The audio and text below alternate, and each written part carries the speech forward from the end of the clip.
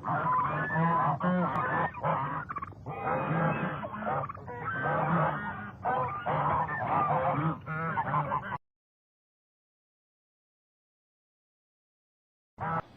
name is Edgar J. Steele. The following is entitled The Fable of the Ducks and the Hens, and was written by George Lincoln Rockwell. Many, many years ago, when animals could speak, a wondrous thing the ducks befell. Their tale is quite unique. Down by a pond dwelt all these ducks, 10,000 at the least. Their duckish joys were undisturbed by any man or beast. One day down near the entrance gate, there was an awful din. 100 hens, all out of breath, were begging to come in. "Oh, let us in," these poor birds cried, "before we do expire. 'Tis only by the merest inch that we escape the fire." Their feathers burned, their combs a-droop. They were the saddest sight. They had run 100 miles or more, all day and then all night. Come in, the ducks all quacked, "for you our hearts do bleed. We'll share our happy lot with you, just tell us what you need." And so these poor bedraggled hens amongst the ducks moved in. "For after all," the ducks declared, "we're sisters 'neath the skin." Before too many months had lapsed, the hens were good as new. They sent for all their rooster friends, and those were welcome too. To please their hosts, these chickens tried to waddle and to quack. To imitate the duckish ways, they quickly learned the knack. This pleased the flock of ducks because it gratified their pride. But hear my tale, and learn how they got taken for a ride. The ducks, it seems, spent all their time in fixing up the place, in growing food and building homes and cleaning every space. They asked the hens what they would do to earn their daily bread. "We'll teach and write and entertain and buy and sell," they said.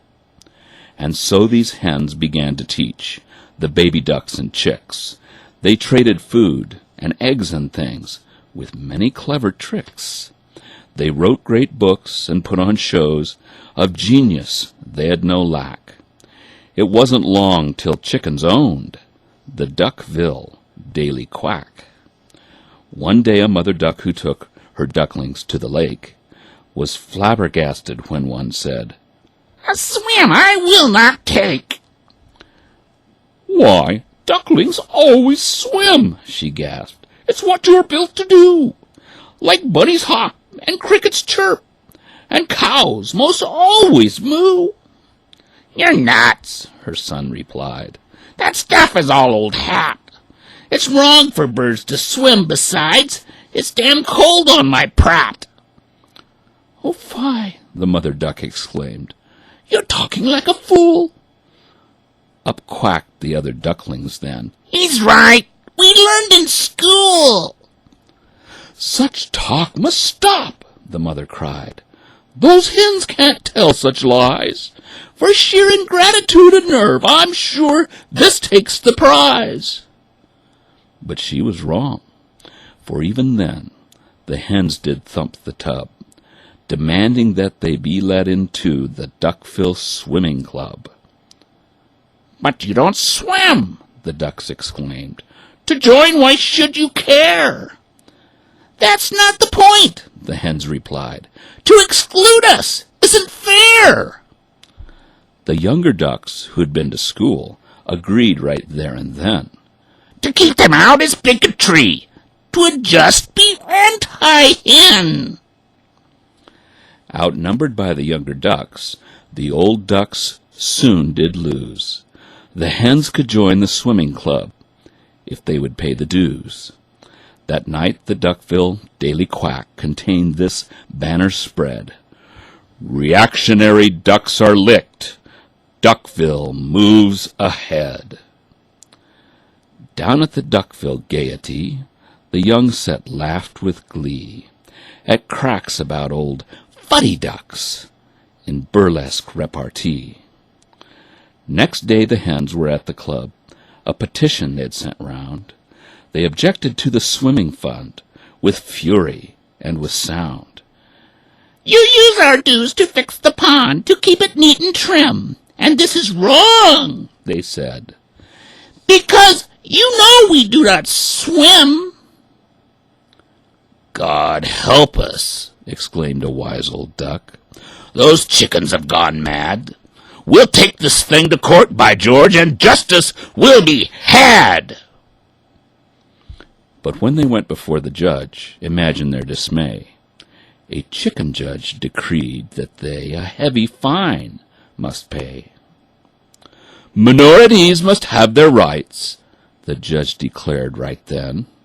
"To use hens' dues to fix the pond is very anti-hen." Once more the Duckville Daily Quack emblazoned across the page, "Old fuddy ducks refuse to see the great new coming age." In Duckville's church on Sunday morn, the preacher spoke these words, "Discrimination's got to stop. Remember, we're all birds." The wisest duck in all the town sat down in black despair. "I'll write a book," he thought, "and then this madness I will bear.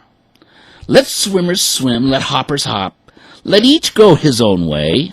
Let none coerce a fellow bird," was what he had to say. "'Twas wrong to force the hens to swim, so here's the problem's crux.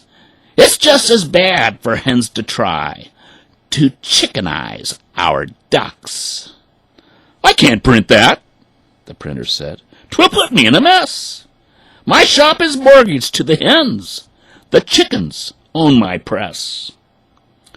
This worried duck then tried to warn his friends by speech and pen, but young ducks fresh from school just jeered, "He's a vicious anti-hen." Now up the stream a little way was Gooseville on the lake. The hens had come to Gooseville too, but the geese were more awake. When the hens began to spoil the young and Gooseville's laws to flout, the geese rose up in righteous wrath and simply threw them out. Of course you know where they all ran. On Duckville they converged. "We've got to take these refugees," was what the ducks all urged. The Duckville Daily Quack declared, "Those geese will stop at naught. They plan to conquer all the world. Atrocities they've wrought." "That's right," the young ducks all agreed. "We'll help our fellow birds. Those geese have plans to conquer us. We've read the quack's own words." They let the hens from Gooseville in, the whole bedraggled pack, and every hen took up a job on Duckville's Daily Quack. When Duckville's mayor's term was up, the quack put up its duck. A vain and stupid duck he was, a veritable cluck. But when he praised the wild young ducks and cursed the evil geese, the quack declared he was all-wise. His praise would never cease. The hens chipped in to help this cluck give grain away for free. The old ducks sadly shook their heads. The writing they could see.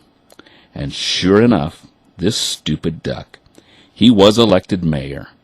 From this point on, the Duckville Ducks, they never had a prayer. The mayor said, "Gooseville must go. We'll wipe them off the map." While Duckville slept, the scheming hens, for Gooseville set a trap. They called the geese by filthy names. They filled their pond with sticks. They helped the weasels catch the geese, and other hennish tricks. The geese got mad and threw some rocks. "It's war," the quack announced. "We ducks must fight those evil geese till they've been soundly trounced."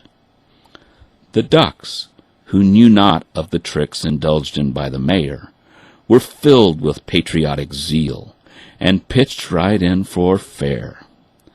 Now when the ducks had whipped the geese, the mayor called, "Retreat!" Our Henville friends should really take Gooseville's big main street. The hens are back in Gooseville now. They starved and beat the geese. They prayed for peace, but organized the Henville Armed Police. They drained the Gooseville swimming pond and de-goosified the schools. They wrung the neck of Gooseville's mayor on lately made-up rules. They formed a council of the hens, United Birds the name. The other birds who joined the thing did not perceive their game. No sooner had they set this up than they announced their plan to seize up Swanville as a home for all their henish clan. They took a vote amongst the hens, and everyone approved. Swanville was for hens, they said, way back before we moved. And so they kicked the swans all out, with Duckville's help and power. And Duckville could not understand why swans on them turned sour. By this time Duckville was a mess. The young ducks had gone mad. They stole and laughed at truth and law. They'd gone completely bad. The hens were selling loco weed in every nasty den, but ducks who dared to mention this were labeled anti-hen. The hens all preached of tolerance. They invoked the golden rule, but they subsidized the indigent, the greedy, and the fool. At last, the very dumbest ducks began to smell a rat. This mayor is no good, they cried, and we will soon fix that. But the hens had planned for even this. A candidate they had, whom even wise old ducks believed just never could be bad. This hen-tooled duck had whipped the geese. A soldier duck was he, and although the hens had set him up, the ducks all thought him free. This hen-tool got elected through ignorance and greed, through hennish lies in press and speech, and bribes of chicken feed. The hens now kicked the ducks around without a blush of shame, until the mayor ran the town in nothing else but name. They pumped the swimming pond all dry. They taught the ducks to crow. While duckish numbers dwindled, the hens began to grow.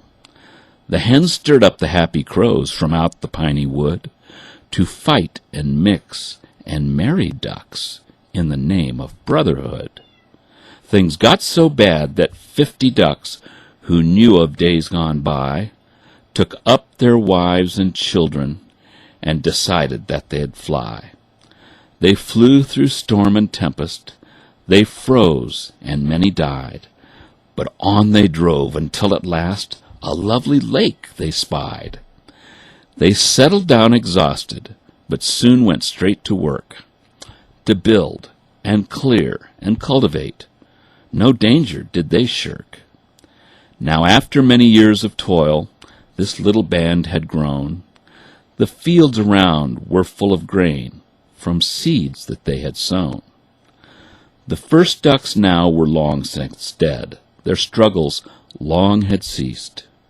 Through hard work and through suffering, their joys had been increased.